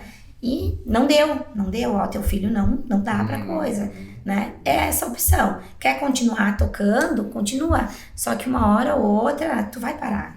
Ou teu corpo vai te parar, né? Eu tive o caso de um cliente em que, assim, ó, extremamente saudável, tava tudo bem, do dia pra noite, precisou fazer uma cirurgia do coração e ficar 2 meses fora da empresa. Tu não sabe, a vida, né? Ela é dinâmica, tu tá toda... Então, assim, tu precisa ter voltamos, né, ao básico. A um planejamento, a uma estratégia, o que tu pretende para tua empresa. E quando a gente abre a empresa, a gente não pensa nisso, né? O que eu quero para ela no longo do tempo? A gente não faz um planejamento, a gente acha que planejar 1 ano é planejamento. Isso não é planejamento. 1 ano é um período de tempo muito curto para ti. Tu precisa pensar 2, 3, 5, 10 anos na frente. O que tu quer para tua empresa? O que tu quer para ti? Aonde que tu quer chegar, né? E às vezes o empresário aí com 60 anos, pode ser que ele consiga ir até os 70, pode ser que não. E aí a coisa vai acontecendo e eles vão deixando que a coisa aconteça. Vem o filho, vem outra empresa, enfim, e aí infelizmente vem a falência, né? O exercício de tu pensar a longo prazo, ele é desafiador. É desafiador tu parar e pensar onde é que eu quero chegar, o que eu quero ter como objetivos, né? Mas ele pode ser o ponto de partida para te mudar, né? Sim. Eu vejo por mim, assim, o ponto de partida para mim sair da área de TI, depois de 12 anos, foi uma conversa sentado dentro do data center com um amigo meu. Nós estávamos sentados os dois lá, umas 2 da manhã, gelado, nós batendo os dentes, fazendo uma manutenção. Sim. E aí ele me olhou e ele me pediu, ele disse, cara, você imagina fazendo isso aqui daqui 10 anos? E ele disse, cara, não imagino dentro do data center daqui 10 anos. Não é isso que eu quero pra mim. Eu disse, cara, então vai que dá tempo. Vai que tu tá em tempo. Procura fazer alguma coisa que tu já pensa nisso, né? Sim. E aí ele botou a pulga atrás da minha orelha. Eu disse, cara, se não me vejo daqui 10 anos, daqui 2 anos, me vejo fazendo isso daqui 2 anos? Não. Quando eu comecei na TI, eu almejava ser um gestor de TI. Conforme eu fui passando nas empresas e fui vendo os gestores de TI que eram os meus gestores na época, bastou 2 pra mim. Cara, não quero isso pra mim. Eu não quero isso, não quero. Porque eu vi os caras... Bom, vi um cair duro na minha frente, né? Sim. O Mercor, levar ele, sabe? Porque... E na época a gente achou que era infarto, mas não era uma crise de ansiedade, sabe? Sim. Mas, tipo, tu vê a pessoa assim, por uma sobrecarga de estresse absurda, assim... E aí eu pensei, cara, é isso que eu quero pra mim? Não. E eu vejo muita gente hoje que almejava isso, almejo ser um gerente de TI. E eu vejo a galera lá como analista sênior o resto da vida. Porque, cara, é isso aqui e ponto. Eu não preciso assumir a responsabilidade de um time inteiro. Eu assumo a minha, entrego o meu e pronto. Sim. Sabe? É uma questão bem interessante, assim, o planejamento e essa estruturação, porque, assim... o que a gente sempre fala em metas, né? Quando a gente começa a fazer o planejamento. A meta, ela tem que ser algo que não tão pequeno, que tu não precise ter esforço para atingir, mas ela não pode ser algo tão grande que eu sei que eu não vou alcançar. Que me desmotiva, que é uma coisa né? Inalcançável, que desmotive. Né? E isso a gente não faz para nós. A gente não faz muito menos para as empresas, né? Então a gente não tem essa cultura de fazer essas metas. Mas ao mesmo tempo, a gente precisa fazer porque é isso que vai nos mover. Eu não sei de onde que eu tirei, porque lá com 13 anos eu não tinha essa inteligência, né? Mas eu tinha muito claro pra mim o que eu queria, né? Então eu anotei lá no meu caderno que eu queria o quê? Eu queria fazer a faculdade de contábeis. Na verdade eu queria ser fisioterapeuta, mas só tinha durante o dia, eu fui pra contábeis, né? Que era o que eu já tava trabalhando. Eu queria fazer a faculdade, eu queria ter um carro, eu queria comprar um apartamento. Então, assim, isso fui estruturando. Eu fui comprar o apartamento, ter o carro, já era 2010, né? Já era bem mais adiante. Eu me formei em 2009, depois, em 2010, comprei o apartamento. Então, foi assim, foi acontecendo. Por quê? Porque o teu cérebro, né, que daí a neurociência mesmo explica, né? Ele começa a trabalhar para ver isso, para olhar para a meta, né? Tem até um exemplo que a neurociência usa muito assim, né? Quando tu quer trocar de carro, eu quero um carro, sei lá, uma caminhonete cinza, um Audi, sei lá. Cara, olha um Audi aqui, olha um Audi ali. Tu começa a olhar, porque tu só enxerga aquilo. Tu coloca o teu foco naquilo e tu enxerga, né? Então, ter metas vai fazer com que tu alcance. Não ter metas vai fazer com que se passe 10 anos e tu pergunta, nos próximos 10 anos quero estar aqui. Não, mas eu continuo. Daqui 10 anos eu pergunto de novo, sem saber onde eu tô. É que só olha o que tu não quer, né? Tu pensa, eu não quero isso, mas tu não consegue olhar e pensar, não, mas o que eu realmente quero? Porque às vezes é até difícil a gente falar pras pessoas o que eu realmente quero. Porque começa a ter aquela vergonha de dizer, nossa, onde e se eu quer for... chegar, né? É isso. Tem uma meta muito grande, né? Daí tu tem vergonha de dizer pra pessoa, porque a pessoa vai te julgar. E aí tu pensa, não, mas talvez eu não vou querer essa meta. Esse negócio do apartamento que tu falou é uma coisa... Eu me vejo muito nisso, sabe? Quando tava ainda na época da TI, cara, eu sempre gostei muito de carro, né? Então, cara, carro sempre foi uma coisa que... Só que, aí tá, meu pai cometeu muitos erros em relação a isso, de troca de carro, né? Ele disse, cara, não posso cometer o mesmo erro do meu pai em relação às trocas de carro. Por eu gostar muito disso, né? Então eu sempre me policiei muito nessa questão das trocas de carro. E o apartamento também, é aquela coisa que a gente cresce às vezes, preciso comprar meu apartamento, ter a minha casa e tal. E em 2013, efetivamente, eu comprei meu apartamento, né?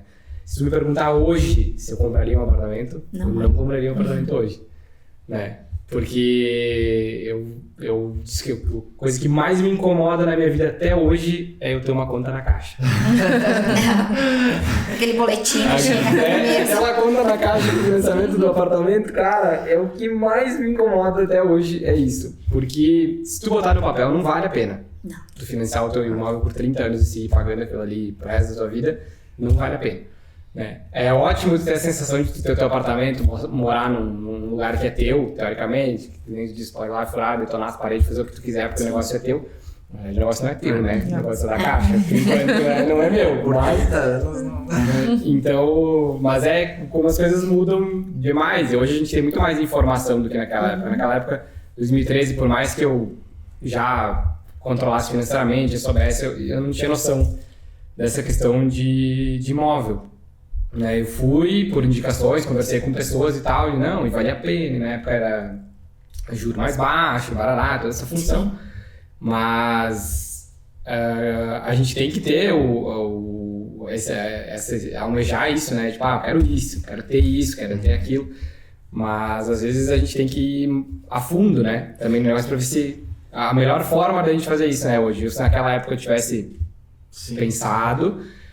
talvez na época fosse mais propício, né? Era outra situação do de hoje, né? Sim. Mas às vezes eu converso ainda com pessoas hoje que ainda tem isso em mim, não, preciso comprar meu apartamento, preciso ir lá financiar. Cara, te informa melhor, sabe? Não quero te desiludir, né? Mas... Sabe? Às vezes eu converso com pessoas que eu falo da questão do apartamento e as pessoas dizem, não, mas vale a pena. Porque imóvel, bom, não vai muito longe. Passa ali na Casa de Pedra, tem um outdoor gigantesco ali dizendo, cara, não invista em bitcoins, em bolsa de valores, invista em terrenos. Sim. Compra imóvel. Sabe? E tipo, cara, esse é o pensamento que vinha da época dos nossos pais, né? Cara, quer botar teu dinheiro em uma coisa segura, bota em imóvel, porque vai valorizar. Cultural.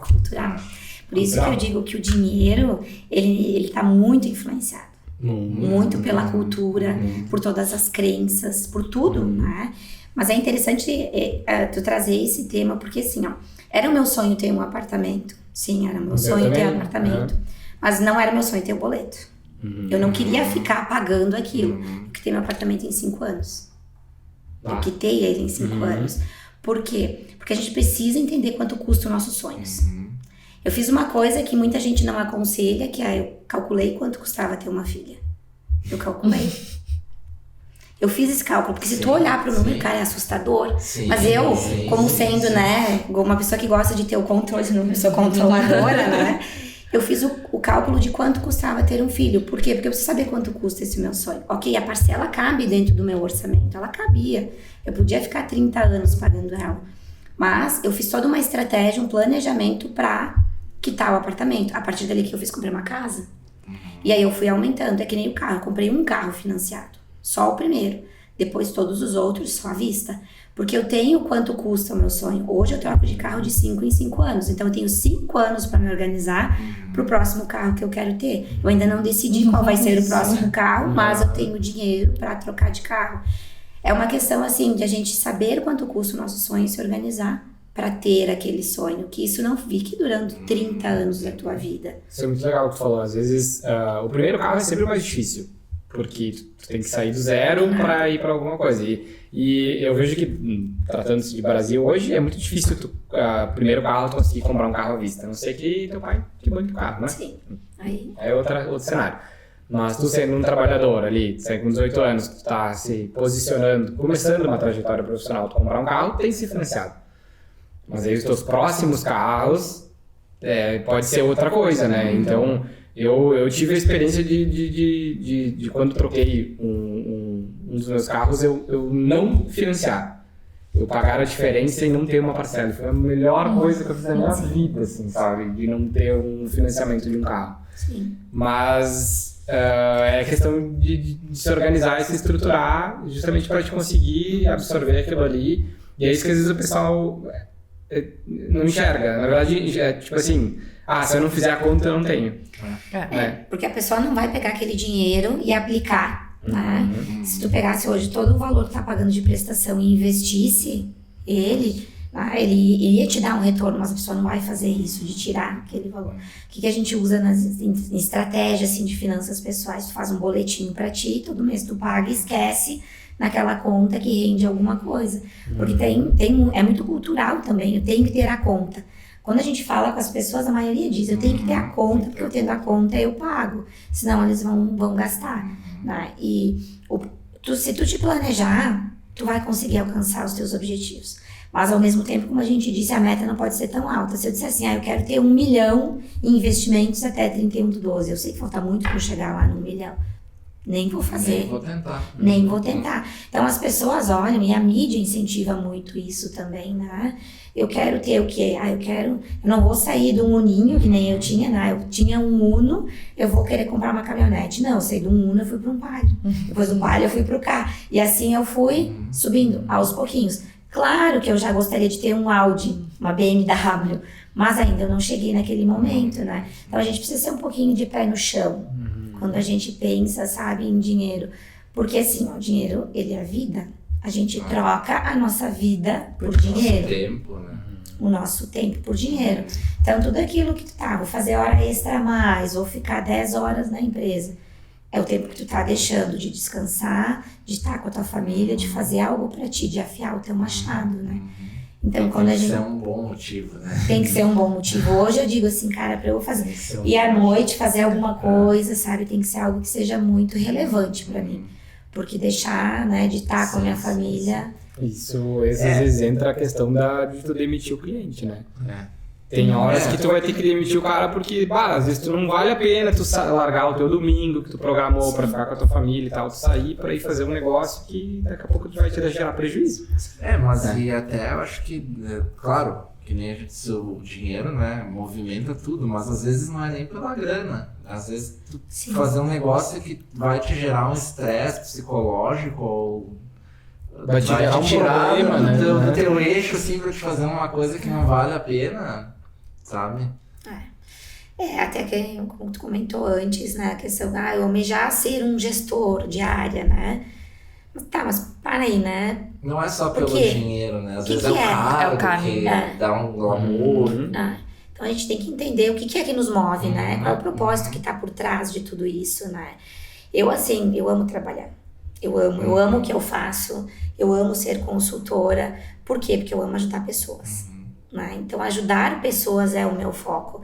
E como assim, para mim, eu tenho uma facilidade com isso, eu pego aqui, vocês me dão, eu já consigo entender e ver inúmeros caminhos, foi a forma com que eu achei de ajudar pessoas. Então, é isso que me move.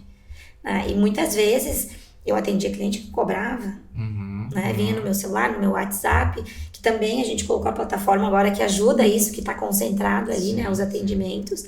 Porque, cara, é algo que me satisfaz, é algo que me faz bem. Atender, ajudar as pessoas, né? Sim. Mas não pode me prejudicar também. Né? Então tem que ter o equilíbrio, que esse caminho do meio para mim é muito difícil, sabe? Porque horas eu trabalho demais, horas eu já quero largar tudo, e daqui a pouco não, volta, né? Daí terapia, porque eu nunca mais larguei da terapia, né? Volta pro caminho do meio e vamos... É libertador, né? Eu acho mais ainda, que a gente não só ajuda as pessoas, a gente transforma. Porque quando a gente chega na empresa, a gente pega, ou com o empresário, a gente pega uma situação. E quando a gente sai, a gente transformou.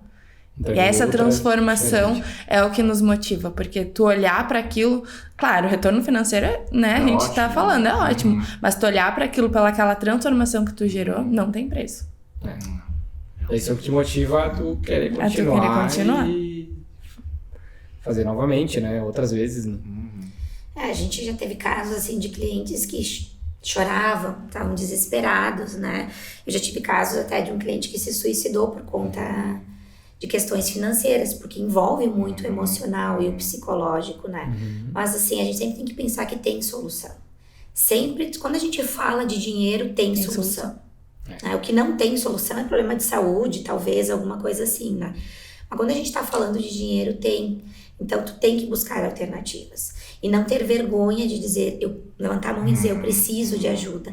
Que muitas empresas e muitas pessoas têm vergonha de levantar a mão e dizer, olha, tô com um problema, me ajuda aqui. E até teve um cliente que a gente olhou para ele e disse, a gente sabe que ele vai atrasar os boletos. A gente tem certeza que ela não vai pagar. E foi o que de fato acontece. Mas eu disse pra ela, nós vamos transformar. Porque hoje ela tá com faturamento X, a gente vai chegar em 3X desse faturamento. Porque a gente entende o negócio do cliente, sabe que ela consegue chegar. Né? Então não é vergonhoso pedir ajuda. Né? Porque dinheiro a gente consegue. A gente tem uma cultura de dizer, vou ganhar dinheiro. Na verdade a gente não ganha nada, né? É que nem a vaca não dá leite, né? Tem que ir lá tirar o leite dela. E cuidar dela. Alimentar. E é a mesma coisa, a gente não ganha. As coisas não vêm assim, né? Alguém vem e tá, pode ser que eu ganhe uma herança, alguma coisa assim. Mas vamos falar nós que estamos trabalhando aqui, a gente faz dinheiro. A gente faz por onde? A gente não tem uma maquininha, né? Mas a gente precisa ir atrás de produzir, de entender. Quando a gente entra na empresa, a gente sempre olha assim, a empresa vende. A empresa tem faturamento, ela tem condições, o produto é bom, a gente atende. Quando a empresa não tem produto, o produto não é bom, ela não vende, a gente já diz, cara, não tenho como te ajudar. Porque como é que eu vou administrar uma coisa que não tem? Se tu não tem o que administrar. E que não é a realidade da maior parte das empresas. Porque o mercado ele é muito amplo, tem mercado para todo mundo. Tem. Sim. Às vezes as pessoas não sabem como fazer aquilo acontecer. Mas... Legal. Estamos no tempo. Não estamos no tempo? Não passamos. Assim, o que a gente... É gratificante, sabe? Sim. Às vezes, a maioria das pessoas não gosta de olhar para os números, não gosta de fazer uma planilha, um aplicativo, um Excel ou mesmo um caderno, né? As pessoas, eu digo, têm o ranço, né? De olhar para isso, de fazer... Pra mim, eu digo, é muito prazeroso, assim, olhar, colocar as minhas metas e ir controlando, né? A gente sempre inicia assim, um pequeno empreendedor, né? Não tenho nada, como é que eu começo? O que eu tenho que fazer primeiro, né? Primeiro tu tem que anotar, como a Adri disse, escriturar na palavra fiscal, né?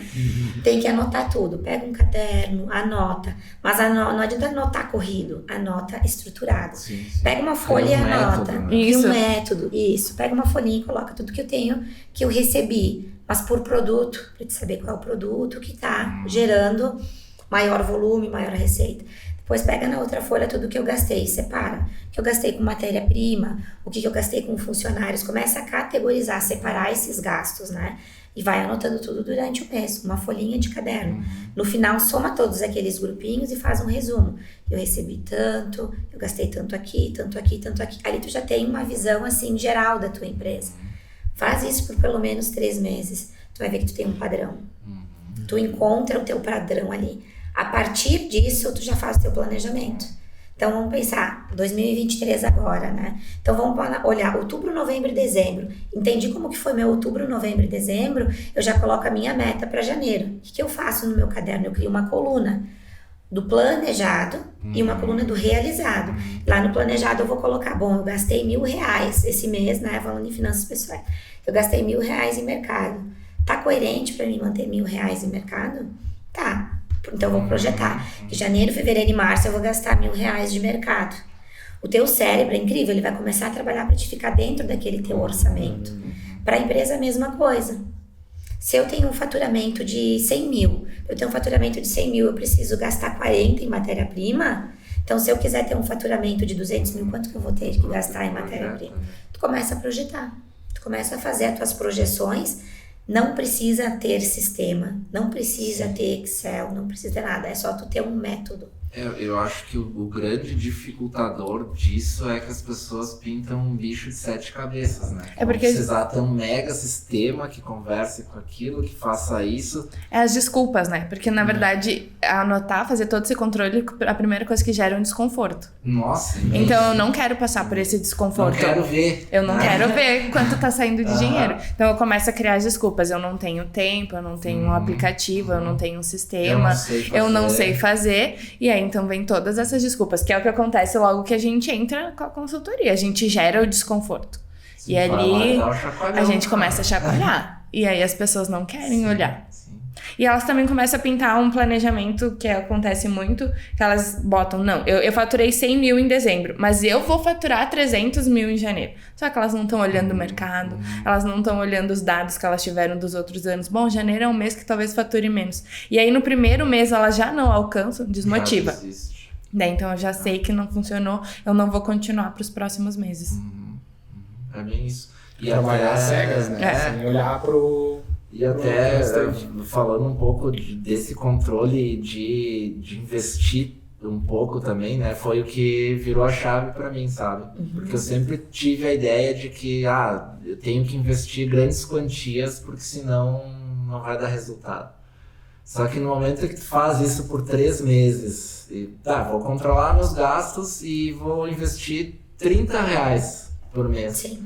No momento que tu faz por 3, 4 meses, tu criou o hábito e tu vê aquele dinheiro começando a trabalhar para ti, vira a chave, não tem como voltar atrás. Sim. Porque aí tu vai pegar o gosto de, se eu conseguir 30 e me rendeu 3 pilas sem eu fazer nada, então eu vou botar 50. E aí vai me render 5, e aí eu boto 100, aí vai me render 10. Só que aí tem um ponto bem importante que é tu querer olhar pro problema, né? É o primeiro. Que é o que a maioria das pessoas não quer, é olhar pros problemas, né? Pega um exemplo muito clássico, assim, é o negócio da terapia, né? Muita gente não quer olhar para os seus problemas, não quer ir lá mexer na caixinha, né? E para ver o porquê que tu tá agindo daquela forma, porquê que tu tá errando, porquê que tu tá naquela X situação, né? Porque tu acha que tu não precisa daquilo. E às vezes o dinheiro, às vezes as coisas, as pessoas não querem olhar para a sua situação financeira. Porque, eu tenho um salário bom, eu consigo pagar as contas, tá tudo certo, né? Às vezes sobra dinheiro, às vezes não sobra, e aí tu fica nesse ciclo que tu não quer melhorar naquilo, né? E aí quando tu não quer fazer uma mudança ali, aí não vai, né? E isso financeira é muito disso, né? Da maioria das pessoas que tu conversa, assim, quem tem um controle mais aprofundado das suas finanças, que tem um planejamento, que investe, que bota dinheiro em alguma coisa ou outra, assim, é uma parcelinha muito pequena. É a mesma parcela que procura terapia. Porque tu só procura terapia quando a dor é insuportável, né? Tu não procura por amor. Tu não tem mais saída. Não tem mais nenhuma saída, é a mesma coisa. Já fui em 10 médicos e nenhum me disse nada, cara.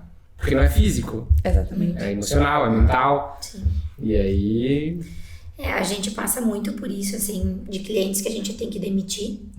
Por questões de que ele dá aquele impulso. Não, eu quero, na verdade não quero, eu preciso. Eu preciso, mas eu não quero fazer isso. E aí a gente começa a mexer nas finanças e começam a aparecer muitas coisas, né?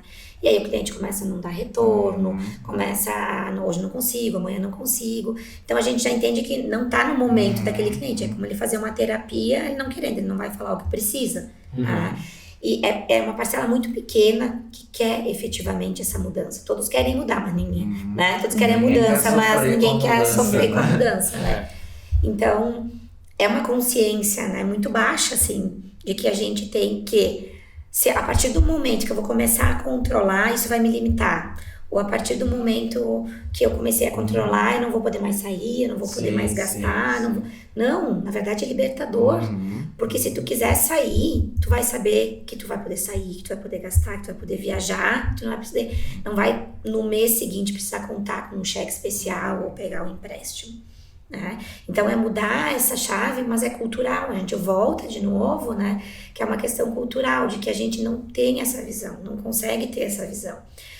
E se tratando de finanças pessoais, eu uso muito uma estratégia assim, ó.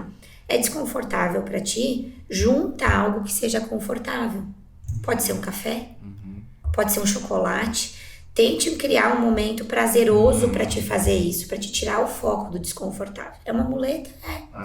Inicialmente é uma muleta, mas para te ter consistência e conseguir fazer. E aí, planejar investimentos é assim, ó, é R$10. R$10 é pelo hábito, e por tu começar a ter a satisfação de ter um dinheiro que daí sim tu ganhou, né? Aí sim tu colocou e tu fez o teu dinheiro render pra ti. E a gente tem uma ilusão, né, assim, um senso comum de que eu vou viver de renda, né? Todo mundo diz, meu objetivo é viver de renda. Mas a gente não está no nível, a maior parte dos brasileiros, em que a gente consiga viver de renda. A gente precisa aplicar e trabalhar. Tu tem que trabalhar, tirar uma parte do teu trabalho e investir. Aí sim, lá no futuro tu vai conseguir viver de renda. Ou não, né? Conforme os teus investimentos. A clássica, né? Que investimentos não vai te deixar rico, né? O que vai te enriquecer o trabalho. Investimentos vai te potencializar, né? E aí, assim, né, R$10 hoje, se tu for investir, é pouco, mas é pra criar o hábito. É pra criar o hábito. R$50. Agora, pra te sair aqui, ali na esquina e gastar R$50, é muito fácil. Então, é aquela percepção, né, que a gente tem que gastar, é mais fácil, e guardar é mais difícil. Cara, R$50 não é uma sacolinha no mercado. Tá louco. É uma janta, né? Hoje em dia tu sai pra jantar. É uma pizza, mais de R$50. Se for ver, tu vai pagar R$80 uma pizza. Aí, se a gente for analisar, eu gosto muito de fazer uma continha assim, né? R$80 uma pizza. Quanto tu ganha a hora? Quanto tu recebe a hora? Talvez às vezes não é nem R$80 daquela pizza. Então, se tu começar a pensar assim, quantas horas eu tenho que trabalhar para poder comer uma pizza? Não que tu vá parar de comer a pizza, mas tu vai começar a comer com mais consciência. Ou, né, os jovens. Eu gosto muito de trabalhar assim no início com os jovens para eles começarem a ter essa consciência, né? Porque quando tu tá na juventude, gasta-se muito em festa, em coisas que às vezes não é porque tu quer, por uma conveniência. Teu amigo foi, alguém foi, né? E aí tu começa a medir isso em número de horas que tu precisa trabalhar. Tu muda o comportamento. É só fazer essa analogia perfeita. Aí tu converte o teu dinheiro hora por tempo. Tu tem que trabalhar 3 horas pra aguentar o teu chefe lá te xingando. Isso, exatamente. pra te tomar um trago no fim de semana. Aí já começa, será que vale a pena mesmo? São estratégias que a gente precisa utilizar para começar a cuidar mais do dinheiro. Eu gosto muito de utilizar essas estratégias, a gente utiliza nas empresas também, né? Para que tu consiga trazer a pessoa para um nível de consciência de que, né, não é ruim, é desconfortável.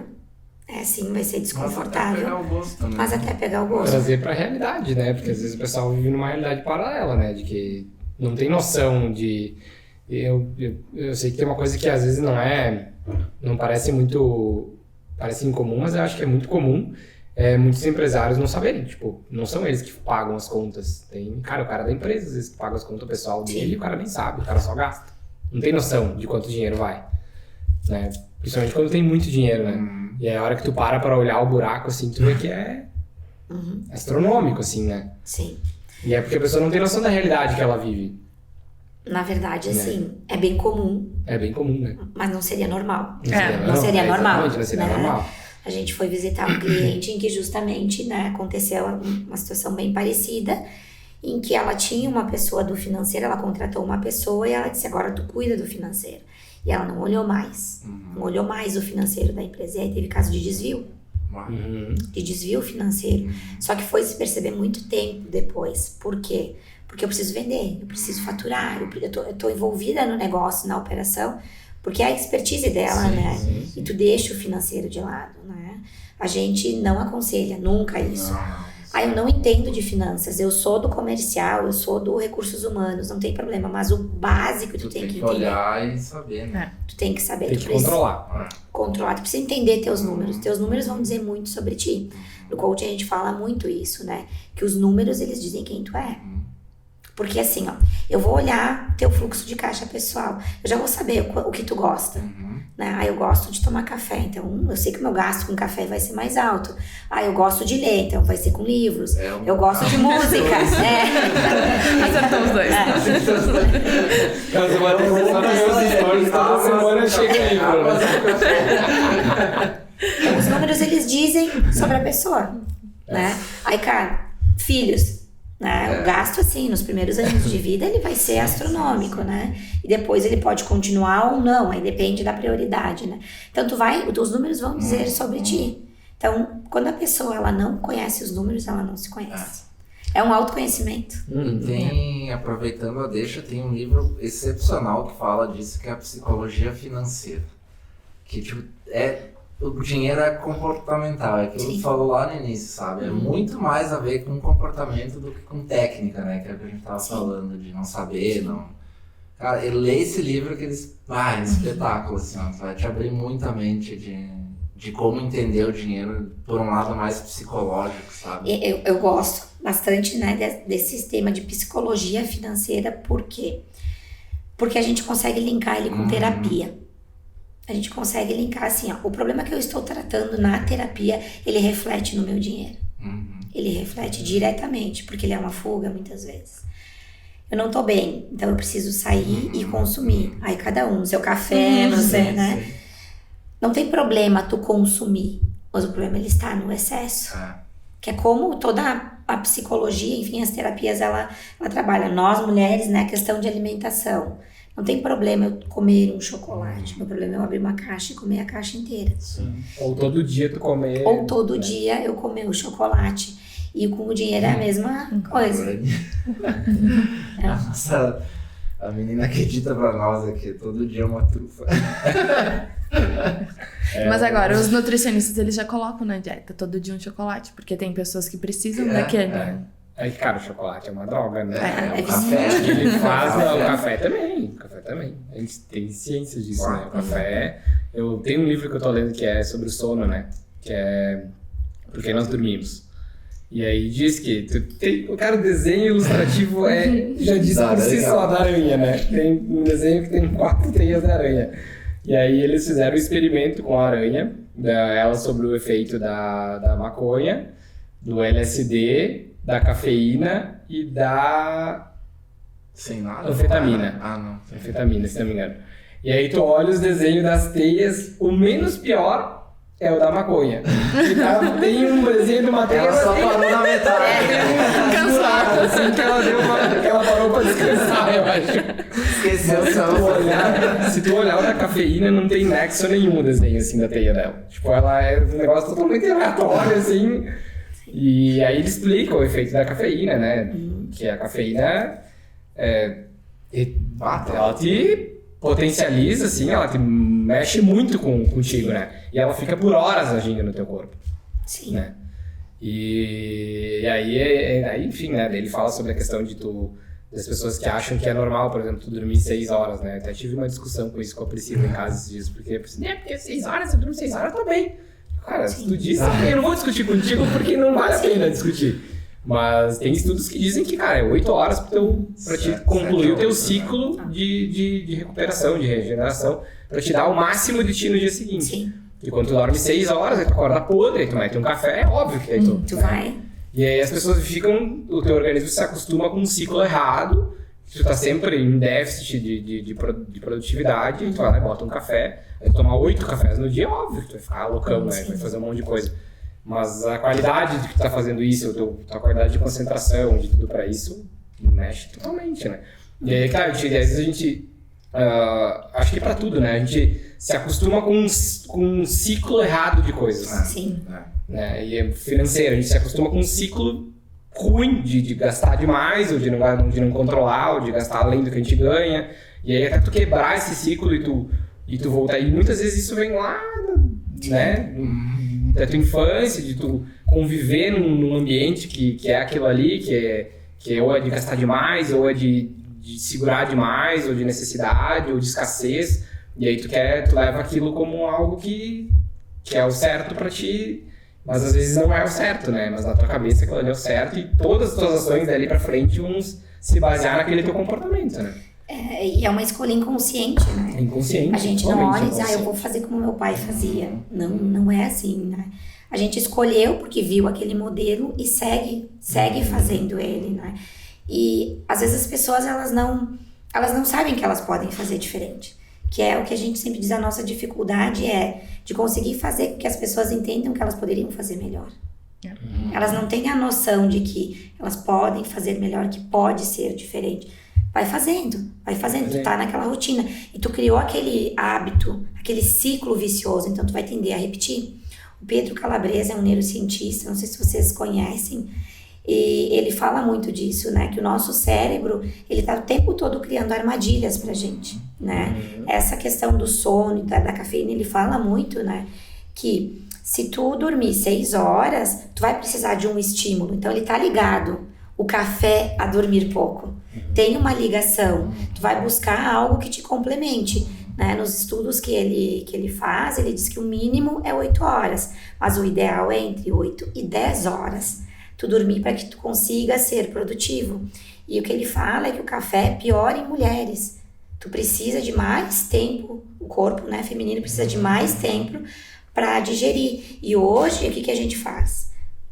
Bem como tu disse, acorda, não tô bem, toma um café. Já dá aquele pico. Então a gente tá num ciclo vicioso. E o dinheiro é a mesma coisa. É a mesma coisa. Tem muitas pessoas que têm compulsão por comprar. Tem pessoas que... Ou na internet. A internet facilitou muito, né? Teve uns estudos... Não lembro. Comer, né? Tipo, chocolate. O prazer do chocolate. Tipo, vai lá e come chocolate, vai só... O iFood, né? O iFood é onde... Qualquer coisa que tu quer comer, é só tu entrar no aplicativo e chega na tua porta. E aí depois, né? Nossa, como é que minha fatura lá foi R$1.000 de iFood, né? Como é que ela chegou ali? Infelizmente, né? É um descontrole. E para pessoas que têm, vamos dizer assim, um pouco de preguiça, dá para integrar todos esses aplicativos hoje, né? Tem um aplicativo, integra com o teu banco, claro, procura um aplicativo seguro, né? Em que ele já vai monitorando e te dando os teus gastos. Então, assim, se a questão é eu não tenho tempo, eu não quero, tem tecnologia, automatiza, mas é muito mais profundo. Não eu não quero ver, ou eu preciso mudar, ou, enfim, vai me gerar um desconforto maior, né? Nossa, show de bola. Eu lutei anos contra esse negócio do café. Porque eu sempre gostei muito de café, né? Sempre tomei muito café. E aí... Mas eu sempre dizia, né? Café não muda meu sono, tá tranquilo. Isso aqui, tomava café 9 horas da noite, jantava, tomava um café. E aí depois eu comecei a voltar, né? Na memória. E aí, claro, hoje eu tenho uma rotina diferente, né? Hoje eu deito mais cedo, acordo mais cedo. Mas porque eu meio que me moldei a isso, né? Mas eu passei anos da minha vida indo dormir 2 horas da manhã e acordando às 6h30, 7 horas, sabe? Depende do onde eu trabalhava. Mas sempre dormindo 6 horas por noite e sempre indo dormir depois da meia-noite. Da meia-noite às 2 da manhã. Claro, se eu tomava um café às 9 horas da noite, é óbvio que meia-noite não ia ter sono. Mas não era o café. Era porque eu tinha o hábito de dormir tarde na minha cabeça. Mas a hora que eu parei de tomar café depois das 3 horas da tarde, cara, até 10 horas eu tô, sabe? E aí tu vê como as coisas fazem sentido, né? Mas às vezes a gente tá condicionado a não enxergar aquilo. Não, cara, o café não me dá. Não me dá nada, não dá nada. Imagina, cara... É uma negação, né? A gente não quer enxergar a realidade como ela é, né? Não quer enxergar a realidade, exatamente. A gente se mascara naquilo, né? Legal, então. Temos. Deu um olhei tempo. 1h30. Nossa. Um espacinho para vocês, considerações finais do Jabazinho, os contatos. Como é que a galera acha vocês, conhece um pouco mais do trabalho? Acho que a primeira coisa que a gente tem que dizer é não tenha medo de pedir ajuda, né? A gente tem que tá com dificuldade, procure a gente, procure a consultoria. Ou um psicólogo. Ou um psicólogo. Depende do seu problema. Às vezes a gente vai indicar um psicólogo, a gente chega na empresa, procura um psicólogo. Não, mas é bem importante não ter medo de procurar ajuda. Não ter medo do desconforto, né? E quer passar nossas informações? Então, vocês nos encontram nas redes sociais. Então, é CAPC 360, tudo junto, né? Que são ciclos de alta performance, consultoria 360. E o nosso objetivo é ajudar os empresários e pessoas, né, físicas e jurídicas a transformar a sua vida, né? O dinheiro, ele é um mecanismo, ele é um meio para que a gente consiga atingir os nossos sonhos. Então, a gente atua tanto na área empresarial, na estruturação das empresas, fluxo de caixa. A gente começa pelo caixa e vai expandindo na estruturação de toda a empresa. E para pequenos empresários, a gente olha a vida pessoal dele também, finanças pessoais, se assim ele quiser, tá? Para dar um futuro aí promissor para eles, para que a gente consiga, né, criar uma estruturação e viver em paz com o dinheiro, né? Importante lembrar que hoje em dia tu não descola mais um do outro, né? Não. Profissional e pessoal. Tá junto. Andam lado a lado, né? Exatamente. Então tá, Adri, obrigado. Muito obrigada. Obrigado. Nos vemos no próximo, né? Isso aí. Claro, você... Lembrando, né, galera, de se inscrever nos canais, né? Podcast, Spotify. Sempre pede um Ativa apoio moral aí. É isso aí. Estou ali. E no nosso Instagram também. Também qualquer sugestão, crítica, comentário. Crítica, não. Crítica só pessoalmente, né, nas redes sociais, não, por favor. Estamos abertos, gente. Brincadeiras à parte, mas sempre abertos aí para receber. Muito obrigado. Valeu. Isso aí.